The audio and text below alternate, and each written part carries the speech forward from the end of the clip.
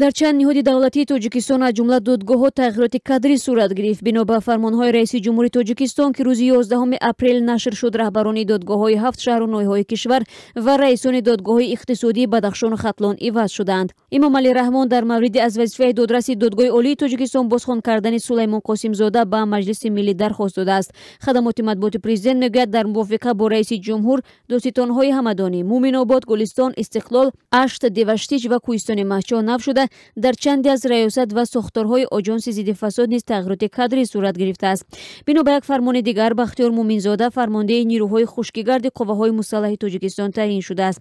Инчунин рӯзи чоршанбе бо қарори ҳукумат Раҳмон Носир, мудири Тоҷикфилм, Сайфиддин Давлатзода, муовини вазири маориф ва илм ва Орзу Аҳмадзода, муовини раиси Кумитаи давлатии сармоягузорӣ ва идораи амволи давлатӣ таъин шуданд.